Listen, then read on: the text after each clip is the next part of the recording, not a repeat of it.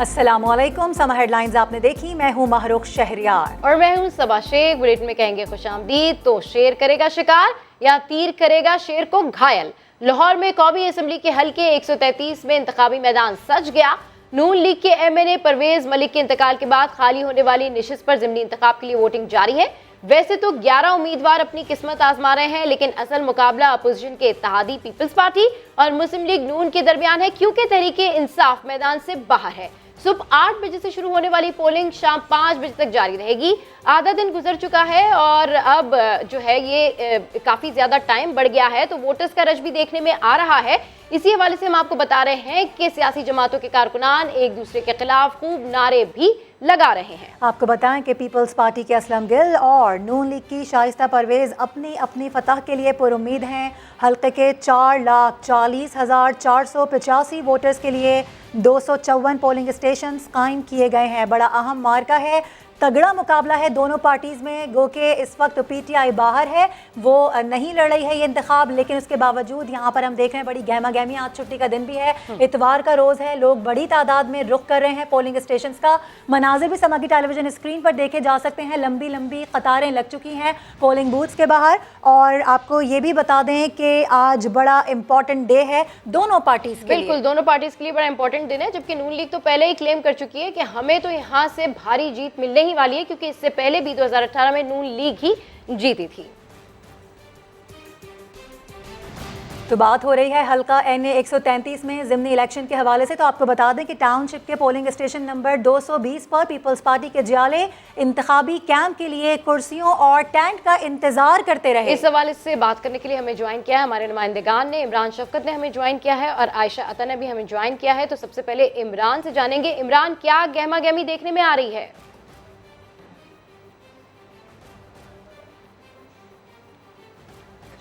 NA 133 में polling का अमल सुबह 8 बजे से शुरू हुआ, उसके बाद करीबन आधा दिन गुजरने के करीब है। ताहम जो पोलिंग स्टेशन है टाउनशिप में, polling station number 220 government graduate college for women, वहां पर अभी तक पाकिस्तान पीपल्स पार्टी का जो कैंप था, इंतखाबी कैंप, वो नहीं लगाया गया। ताहम उसके बावजूद पाकिस्तान पीपल्स पार्टी के जो कारकुन थे, जो वर्कर जो उनके वोट कास्ट करने के लिए आ रहे थे, वो यहाँ पर जमीन पर बैठा हुआ जो अमला था उससे ही अपने वोट की जो पर्ची थे, वो हवाला नंबर था, वो बनाते थे। उसके बाद पोलिंग स्टेशन के अंदर जाकर वोट कास्ट करते थे। आधा दिन गुजरने के बावजूद यहाँ पर वो गहमा गहमी देखने को नहीं मिल रही जो दूसरे दीगर पोलिंग स्टेशन है वहां पर है, क्योंकि बाज़ पोलिंग स्टेशन ऐसे हैं जहाँ पर रश ज्यादा है और जो पोलिंग कैंप है वो भी करीब करीब है, जिसकी वजह से दोनों जमातें, खासतौर पर पाकिस्तान पीपल्स पार्टी और मुस्लिम लीग नून के जो वर्कर हैं वो आमने सामने भी हुए। पुलिस की जानिब से वहां पर उनके दरमियान जो झड़प और तकरार थी उसको खत्म करवाया गया, क्योंकि जितने भी पोलिंग स्टेशन है वहां पर पुलिस के एहलकार और रेंजर्स के एहलकार तैनात है। तकरीबन 254 पोलिंग स्टेशन जो आज NA 133 में है, जिसमें से तकरीबन 99 पोलिंग स्टेशन को एहसास करार दिया गया।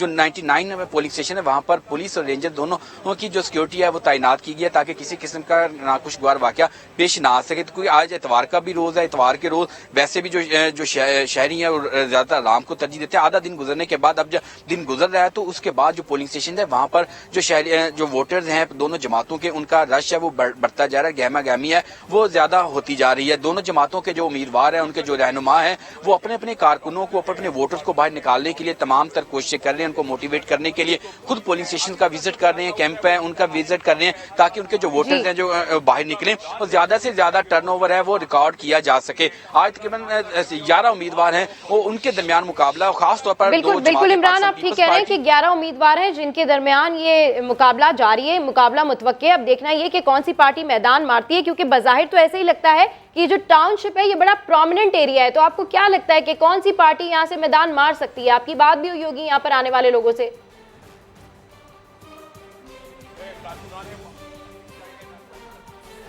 जी बिल्कुल, क्योंकि ये 2018 के इलेक्शन में यहाँ पर पाकिस्तान मुस्लिम लीग नून कामयाब हुई थी। परवेज मलिक साहब ने यहाँ से वोट लिए थे। उससे कबल 2013 के जो इंतखाबात है उसमें भी पाकिस्तान मुस्लिम लीग नून कामयाब हुई, वहीद आलम थे, उन्होंने यहाँ से कामयाबी हासिल की थी। 2008 का जो इंतखाब था वहाँ उस वक्त भी पाकिस्तान मुस्लिम लीग नून कामयाब थी। गुज़िश्ता जो 3 इलेक्शन थे वहां से यहाँ से मुस्लिम लीग नून कामयाब होती रही है। तो अब भी इसी से यही गुमान किया जा रहा है, क्योंकि ये मुस्लिम लीग नून का गढ़ इसको तस्वर किया जाता है वोट बैंक के लिहाज से। तो अब भी ज्यादा जो चांसेस है और क्लेम भी किया जाता है मुस्लिम लीग नून की जानिब से कि यहाँ से जो पाकिस्तान मुस्लिम लीग नून है वो ज्यादा वोट लेकर कामयाब होगी।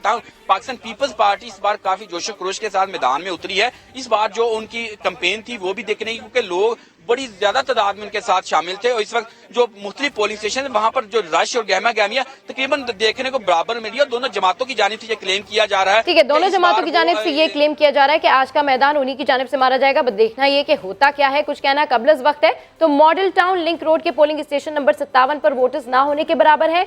नून लीग और पीपल्स पार्टी के कैंप खाली है। इसकी वजह जान लेते हैं। हमारे साथ हमारे नुमाइंदे कादिर ख्वाजा मौजूद हैं। कादिर, आज तो छुट्टी का दिन है, लोगों की बड़ी तादाद यहाँ पर एक्सपेक्ट की जा रही थी, क्या वजह है? हम जानने की कोशिश कर रहे हैं।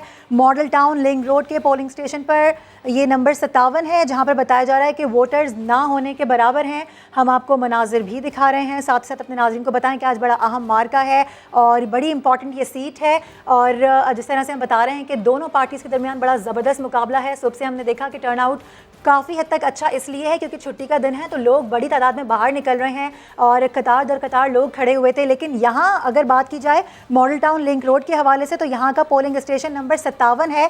बताया जा रहा है कि यहाँ पर वोटर्स ना होने के बराबर हैं। नून लीग और पीपल्स पार्टी के कैंप खाली नजर आ रहे हैं। बिल्कुल, नून लीग और पीपल्स पार्टी के कैंप्स खाली नजर आ रहे हैं और इनमें 3 से 4 एरियाज ऐसे हैं जो कि बहुत ज्यादा प्रोमिनेंट है, जहां से तवक्का की जा रही है कि वोटर्स का जो टर्न आउट है वो बहुत ज्यादा होगा। नून लीग के लिए खास करके ये जो मैदान है ये खासा आसान लगता है क्योंकि नून लीग इससे पहले भी वहां से जीती थी और अब इस दफा भी नून लीग काफी कॉन्फिडेंट है कि ये उनका गढ़ है, यहाँ पर उनकी कैंपेनिंग है और बहुत ज्यादा उनके वोटर्स हैं जिनको वो मोबिलाइज करने में कामयाब भी नजर आती है। और अगर यहाँ के शहरियों की हम बात सुने तो लगता है ऐसे ही क्योंकि पीटीआई अब इस मैदान में नहीं है। फॉर्चुनेटली अनफॉर्चुनेटली पीटीआई इस मैदान में नहीं है, तो नून लीग और पीपल्स पार्टी के दरमियान ये कड़ा मुकाबला मुतवक्के। अब देखना ये मारो कि पीपल्स पार्टी जो कि क्लेम करती है कि हम पंजाब में भी इतनी मौसर पार्टी हैं, हम पंजाब में भी हमारा वोट बैंक है, अब देखना यह है कि आज के इस इंतखाब के बाद कौन सी पार्टी जो है वो सामने आती है। क्योंकि ऑब्वियसली अगर नून लीग की बात करें वो तो इसका गढ़ है, लेकिन पीपल्स पार्टी के जो दावे हैं वो देखने हैं कि वो आज कितने सच्चे साबित होते हैं, क्योंकि जो पीटीआई है वो तो ऑब्वियसली इस मैदान में नहीं है। तो कादिर ख्वाजा से मजीद सूरत हाल जानते हैं। कादिर ख्वाजा, नून लीग और पीपल्स पार्टी के कैंप खाली हैं, क्या वजूहत सामने आ रही है?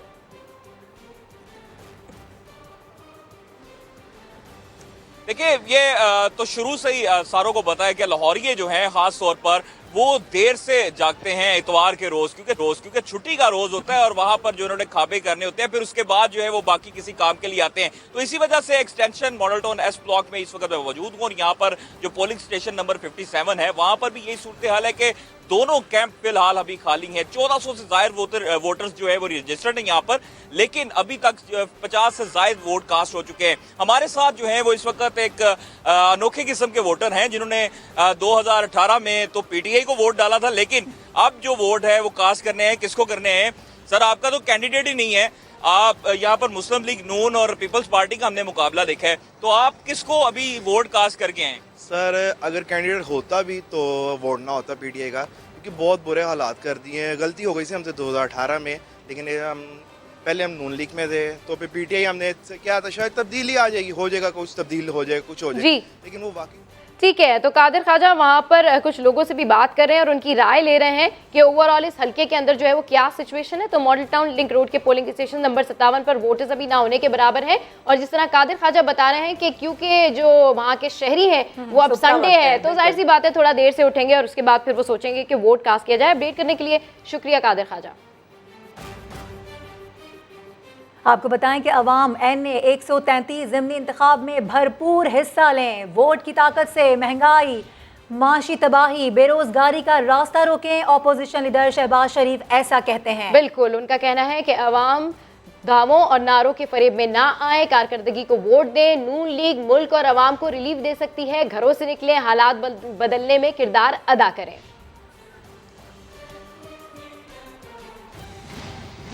तो हल्का NA 133 के ज़िमनी इलेक्शन में ख़वातीन वोटर्स की अदम दिलचस्पी, पोलिंग का अमल सुस्रवी का शिकार है। सुबह से अब तक सिर्फ जो है वो 50 वोट कास्ट हुए हैं। समा की नुमाइंदा आयशा था जौहर टाउन पोलिंग स्टेशन में 127 के बाहर मौजूद है, उनसे मजीद जानते हैं। आयशा था, बताइएगा, आप वहाँ पर मौजूद हैं, क्या समझती हैं क्यों सुस्रवी का शिकार है यहाँ पर जो पूरा ओवरऑल प्रोसेस है? अच्छा बिल्कुल, हल्का NA 133 के ज़िमनी इलेक्शन का ये मार्का है। दो बड़ी जमातें मुल्क की, जिसमें मुस्लिम लीग नून और इसी तरह से पीपल्स पार्टी जो है, इनके उम्मीदवार आज मद्दे मुकाबला है और कांटेदार मुकाबला भी जो है इन्हीं दोनों के दरमियान में देखा जा रहा है। मुस्लिम लीग नून से शाइस्ता परवेज मलिक और इसी तरह से पीपल्स पार्टी से असलम गिल जो है, वो उनके दरमियान में आज कांटेदार मुकाबला मुतवक्के है। और ये जो नशिस्त थी, ये परवेज मलिक के इंतकाल के बाद खाली हुई थी। अभी तक इस वक्त मैं जौहर टाउन में मौजूद हूँ और ये वार्ड नंबर जो है वो 1 है। इसके अलावा जो पोलिंग स्टेशन है वो 27 बताया जा रहा है।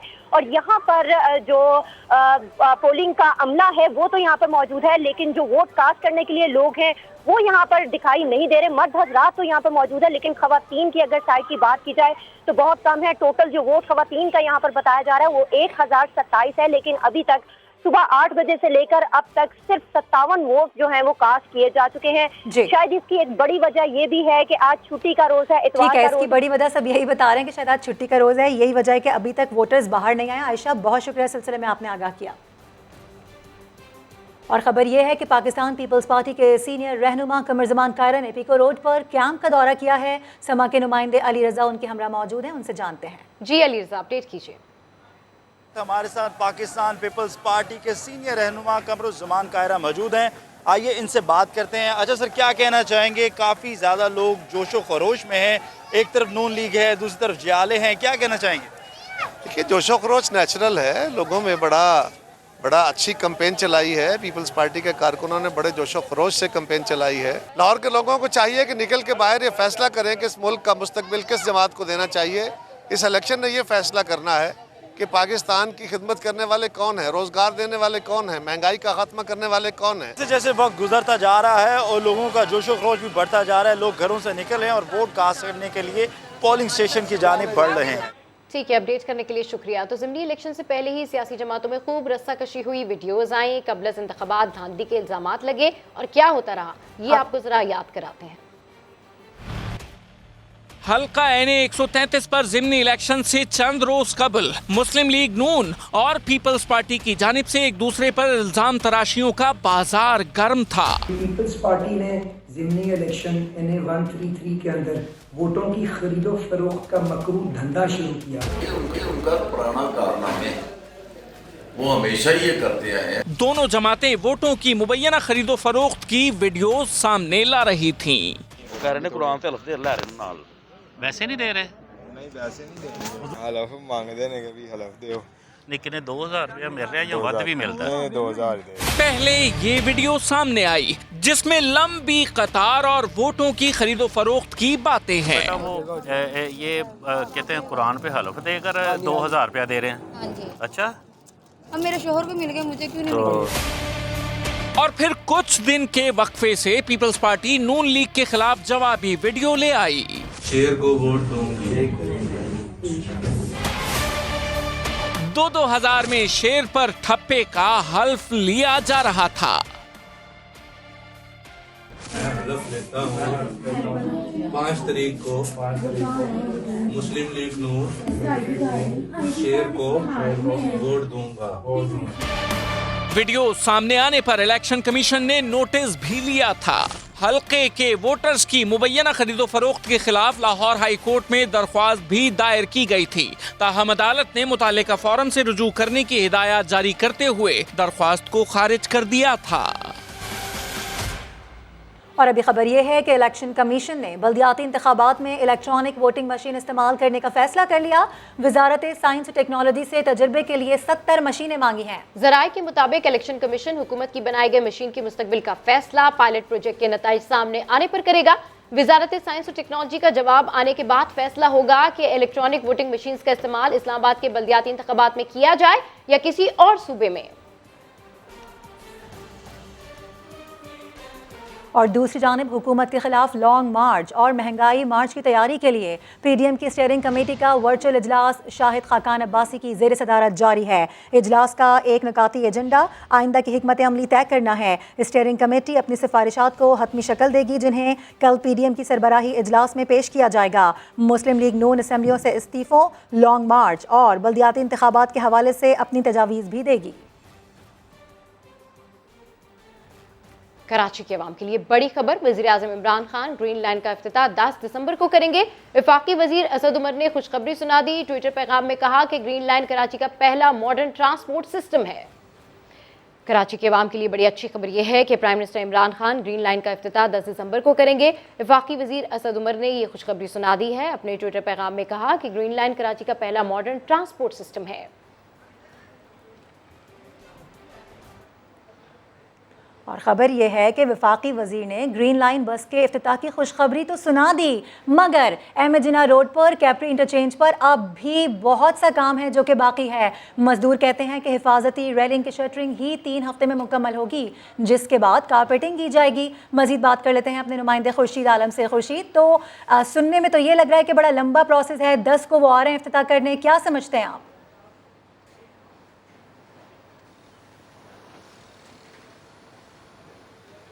आपको बताएं कि वफाकी वज़ीर असद उमर की जानिब से ही कहा गया है कि वज़ीर-ए-आज़म इमरान खान पहुंचेंगे 10 तारीख को यहाँ पर, 10 दिसंबर को, और यहाँ पर एक मेगा प्रोजेक्ट का इफ्तिताह करेंगे। उन्होंने कहा कि ये कराची का सबसे ज़बरदस्त और सबसे मेगा जो प्रोजेक्ट है वो होगा।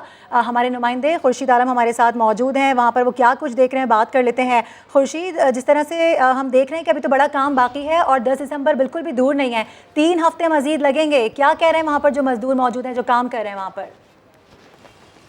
जी, जो मजदूर हैं उनको वफाकी वजीर के उस ट्वीट का इल्म ही नहीं है, और सबसे अहम तरीन बात है कि 10 तारीख में ये काम होना मुमकिन नज़र नहीं आता। कैमरामैन एम कामरान आपको दिखाएंगे कि ये वो तोसी हिस्सा है जो अहमद जिन्ना रोड से मज़ार क़ायद से यहाँ तक आने वाला है, और इस पर अभी शटरिंग का काम बाकी है। इसके अलावा यहाँ पर फिनिशिंग का काम होना बाकी है। कैपरी इंटरचेंज का वो हिस्सा जो आगे कैपरी सनमा से आगे तक जाएगा सिग्नल तक, इस पर भी NLC का काम होना बाकी है। तो अगर ये मंसूबा इफ्तिताह होने जा भी रहा है तो किस तरह हो रहा है इसके बारे में हतमी तौर पर कुछ कहा ही नहीं जा सकता, क्योंकि तारीख पर तारीख डले जा रही है। बसें आ गई, सब कुछ हो गया, लेकिन ये मंसूबा कब शुरू होगा कराची के शहरियों को इंतज़ार है। पौने 6 साल का अरसा गुजर चुका है, अरबों रुपए की लागत आ चुकी है, और 26 किलोमीटर का ये ट्रैक मुकम्मल हो के नहीं दे रहा। यहाँ पर जो मजदूर है उनका यही कहना है कि हमें तो इल्म नहीं है कि इसका 10 को इफ्तिताह होगा। उनको ये बताया गया कि 25 तारीख को इफ्तिताह करने के लिए वज़ीर-ए-आज़म साहब यहाँ आएंगे। ये जो काम जारी है इसको मुकम्मल किए बगैर बसें यहाँ तक आ नहीं सकती।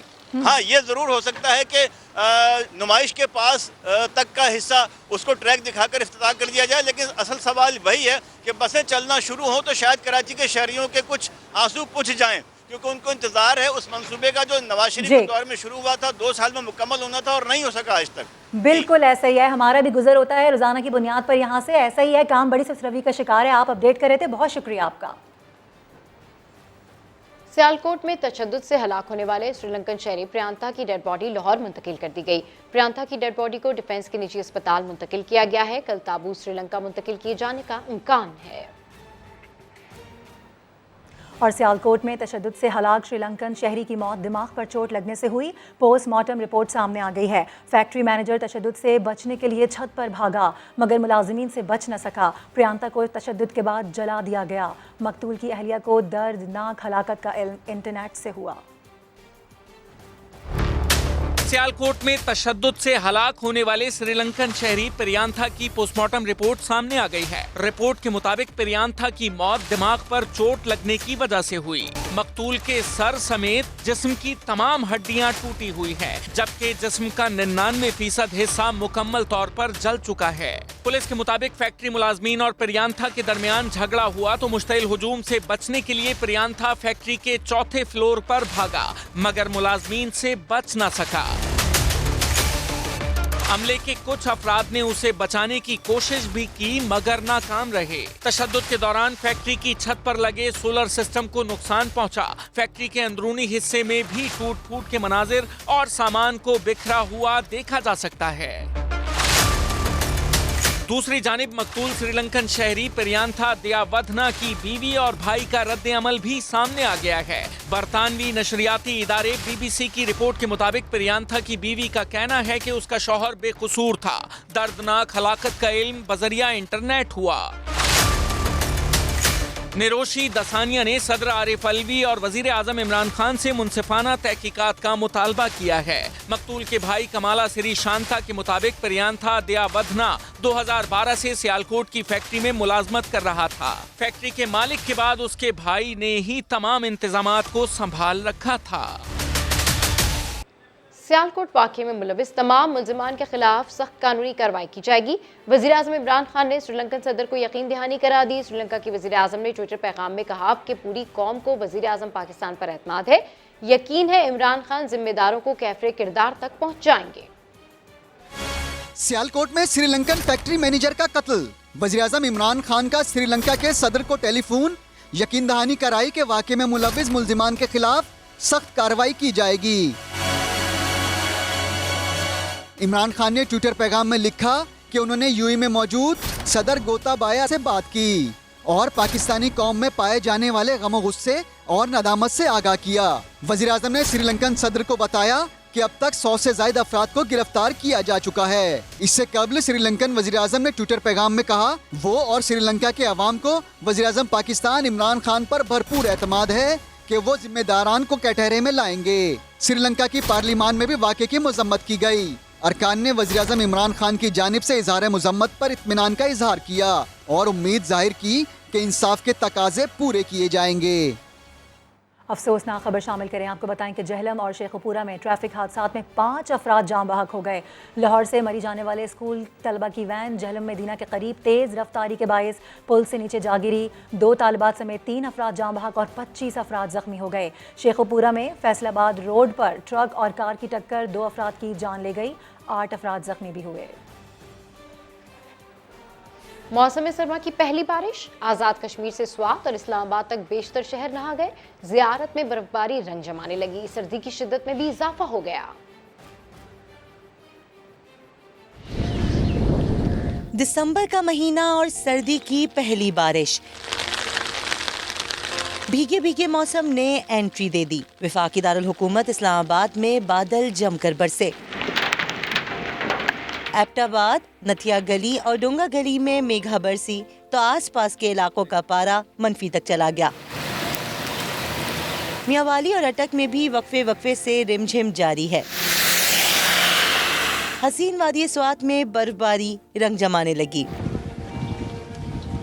मालम जब्बा और वादी कालाम में सफेदी छा गई। दर्जा हरारत नुक्ता इंजमात से गिर गया। बालाई पहाड़ों पर भी वक्फे वक्फे से बर्फबारी हो रही है। बारिश और पहाड़ों पर हल्की बर्फबारी से आज़ाद कश्मीर का हुस्न निखर आया। मानसहरा शहर और गिरदोनवा में रात से बारिश और पहाड़ों पर बर्फबारी का सिलसिला जारी है। सयाहती मकाम नारान, कागान और सिरिपाई में भी वक्फे वक्फे से बर्फबारी जारी है। दूसरी जानिब बलूचिस्तान की वादी ज़ियारत में सफेद मोती बिखरने लगे। मौसम सरमा की पहली बर्फबारी कुल्फी जमाने लगी। उधर इस्लामाबाद में मौसम सरमा की पहली बारिश ने खुश्की को उल्टे पांव दौड़ा दिया। ठंड भी बढ़ गई है। मौसम की सूरत हाल बता रही हैं हमारी नुमाइंदा फरा रब्बानी। बिल्कुल, दिसंबर के आते ही मौसम सरमा ने सही तरीके से एंट्री ले ली है क्योंकि बारिश शुरू हो गई है। गुज़िश्ता रात से जुड़वा शहरों में बारिश का सिलसिला जारी है, जो कि अभी भी हल्की हल्की बारिश हो रही है। गहरे काले बादल छाए हुए हैं। महकमे मौसमियात की जानिब से भी पेशगोई की गई है कि बारिश का ये सिलसिला वक्फे वक्फे से जारी रहेगा। साथ ही साथ हम खुशखबरी दे दें बर्फबारी को एंजॉय करने वालों के लिए या बर्फबारी का वेट करने वालों के लिए, तो महकमे मौसमियात ने ये भी बताया है कि आज और कल में एक्सपेक्टेड है मरी नथिया गली गलियात में बर्फबारी भी एक्सपेक्टेड है। लोग इसको एंजॉय कर सकते हैं। धुंध के हवाले से अगर बात की जाए तो बारिश से धुंध का सिलसिला अभी तो थमेगा, लेकिन पीर के रोज से ये सिलसिला बढ़ जाएगा। तो जो सफर करें हैं मोटरवेज पे वो एहतियात करें। इस वक्त भी अगर मौसम की बात की जाए तो दर्जा हरारत खासा कम है और शहरी इससे लुत्फानंदोज हो रहे हैं। जी ये चलेंगे आपको उमरकोट। वफाकी वजीर मवासलात मुराद सईद का सिंधी सकाफत रैली से खिताब इस वक्त जारी है। और क्यों क्या आपका तो पता नहीं नस्ल दर नस्ल हुकूमत चल रही है। 3 नस्लों से सिंध में आपकी हुकूमत है। एक बच्चा आया, उसका बाहर आपके पैसे पे पड़ रहा था, उसको पर्ची तमाई, एक दिन सामने आया कि ये वसीयत है, ये पर्ची है, कल से मैं लीडर हूं। भाई मजाक है क्या? मजाक है? पर्ची लहरा के आप कहते हो कि ये सिंध के लोगों के ऊपर मैं मजीद हुक्मरानी करूंगा। तो सिंध के लोग सवाल करते हैं कि क्यों आज मेरे सिंध के 70% से ज्यादा लोगों को जहरीला पानी पीने के लिए मिलता है। जिनको मिलता है वहां पे जानवर और इंसान एक तालाब में पानी उनको मुयस्सर है। मैं और सवाल करता हूं कि आप यहां पे सिंध में 5000 मजीद स्कूल बंद कर रहे हैं, लेकिन हम क्या देख रहे हैं वहां पे? हम देख रहे हैं कि सिंध के स्कूलों में या तो भेड़ बकरियां बांधी है, या उसके बाद वहां पे उस्ताद नहीं होता, लोगों को आपने तालीम से महरूम कर दिया। और अब सेहत की बात करते हैं। मेरे दोस्तों, सेहत का भी सुन लिए। खैबर पख्तूनख्वा में हमारी हुकूमत में सिर्फ 3 साल हुए थे हमारी हुकूमत को कि खैबर पख्तूनख्वा में हर शहरी के लिए मुफ्त और बेहतरीन इलाज की सहूलत। आप सब मेरी तरह आम तबके के लोग होंगे। मैं आपसे सवाल करता हूं, बल्कि आप सवाल पूछे कि जब हमारे घराने में कोई बड़ी बीमारी आती है, अल्लाह ना करे, तो सबसे बड़ी फिक्र क्या होती है कि क्या अपने घर की कोई सामान भेजूंगा, किसी के आगे हाथ फैलाऊंगा, किसी के दरवाजे पे दस्तक दूंगा, किस तरह मैं अपने बच्चों का इलाज करूंगा, किस तरह मैं अपनी बूढ़ी मां का इलाज करूंगा, किस तरह मैं अपने बूढ़े बाप का इलाज करूंगा। इमरान खान ने खैबर पख्तूनख्वा में सेहत इंसाफ कार्ड लेके आए, जिसका मतलब ये कि हर शहरी की जीब में सेहत इंसाफ कार्ड पड़ा है। इसका मतलब 10 लाख रुपए तक मुल्क के किसी भी सरकारी और प्राइवेट अस्पताल में उनका मुफ्त इलाज हो सकता है। लेकिन सुनिए,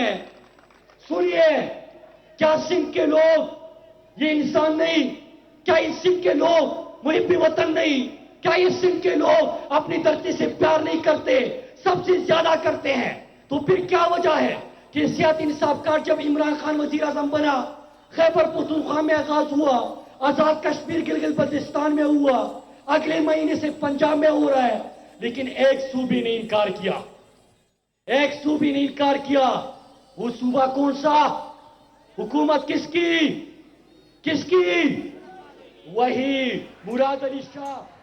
वफाकी वजीर मवासलात मुराद सईद का सिंधी सकाफत रैली से खिताब। उनका कहना है कि सिंध में कोई सरकारी इदारा काम नहीं कर रहा। उमरकोट के अवाम का जोश जज्बा खैबर पख्तूनख्वा है। और अभी खबर यह है कि नादरा के पास मुतवफ़ी अफराद का डाटा ना होने का तहलका खेज इंकशाफ हुआ है। ये इंकशाफ मुतवफ़ी अफराद के नाम पर सिम्स फ्रॉड के मामले में नादरा ने खुद पाकिस्तान टेली कम्युनिकेशन अथॉरिटी को तहरीरी जवाब में किया है। मज़ीद जानते समा के नुमाइंदे ज़हीर अली से। ज़हीर अली, क्या मामला है ये?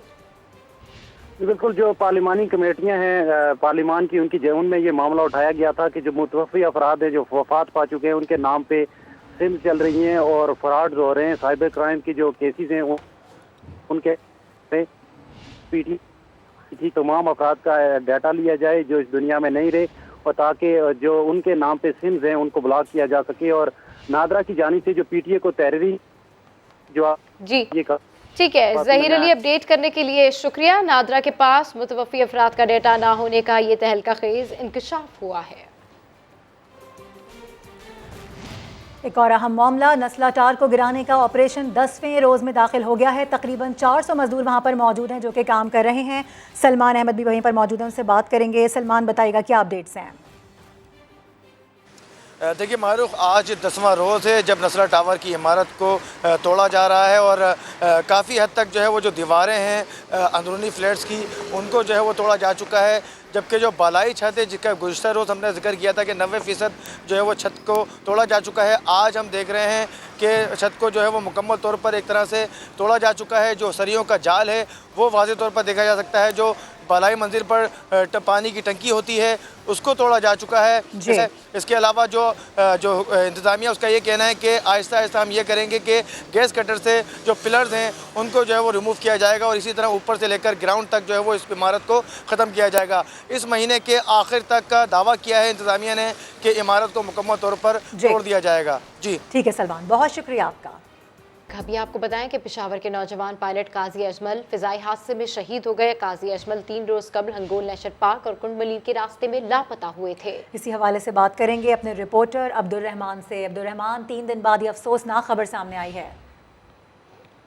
जी बिल्कुल, पेशावर के काजी अजमल जो के निजी फ्लाइंग के हवाले से काफ़ी मशहूर थे और उन्होंने सऊदी रॉयल गार्ड से भी जो है एक सर्टिफिकेट लिया था और लाइसेंस लिया था। इसके अलावा पाकिस्तान एविएशन के भी लाइसेंस से हफ्ता थे। तो वो अपना गैरो कॉप्टर जो है वो कुंड जो मलीर है वहाँ और जो हंगोल नेशनल पार्क है उसके दरमियान वो उन्होंने उड़ाया और इस दौरान हादसे का शिकार हुए। जबकि ये कहा जा रहा है कि वो जो कराची गए थे कुंड मलीर फ्लाइंग क्लब के दावत पे ठीक है, इंतहाई अफसोसनाक वाकया पेश आया है, अफसोसनाक खबर है। बहुत शुक्रिया सिलसिले में आपने आगाह किया अब्दुल रहमान। और मादरे वतन के दिफा की खातिर जान का नजराना पेश करने वाले मेजर मोहम्मद अकरम शहीद का 50वां यौम शहादत मनाया जा रहा है। जेहलम में उनकी यादगार पर पुरवकार तकरीब हुई, फातिहा खानी और फूलों का नजराना पेश किया गया। का हिली के हीरो निशाने हैदर शहीद मेजर मोहम्मद अकरम का 50वां यौम शहादत। जेहलम में यादगार पर पुरवकार तकरीब, पाक फौज के चाको चौबंद दस्तों की सलामी।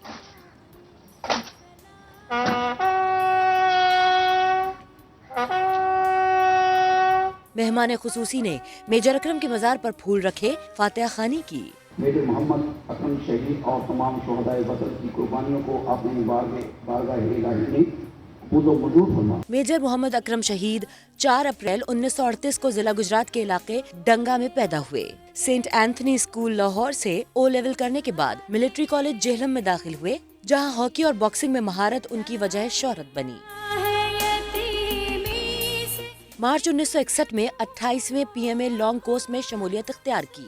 अक्टूबर 1963 में पास आउट हुए, बेहतरीन कारकर्दगी पर एजाजी शमशीर हासिल की। फ्रंटियर फोर्स रेजिमेंट में कमीशन हासिल किया। 13 अक्टूबर 1963 को इन्फेंट्री बटालियन 4FF का हिस्सा बने और सितंबर 1970 में मिलिट्री इंटेलिजेंस कोर्स की तकमील पर मेजर के ओहदे पर तरक्की मिली। मेजर अकरम जवानों के साथ 1971 में मशरकी पाकिस्तान के जिला हिली के अगले मोर्चों पर फराइज सर अंजाम दे रहे थे कि दुश्मन ने उनकी कंपनी पर फजाई हमले के साथ साथ आर्टिलरी और आर्मर्ड बड़ा हमला किया। उन्होंने 15 रोज तक जमा मर्दी से मुकाबला किया, हर हमला नाकाम बनाया और 5 दिसंबर को पाक फौज की अहम सप्लाई लाइन पर दुश्मन के हमले नाकाम बनाते हुए मेजर अकरम शहीद हो गए। उनके आखिरी अल्फाज थे, पुल पर कब्जा मत खोना। उन्हें पाक फौज के आला तरीन एजाज निशाने हैदर से नवाजा गया। बुलेटिन से फिल वक्त इतना ही। एक ब्रेक के बाद आपसे मिलेंगे हेडलाइंस के साथ। देखते रहिए समा।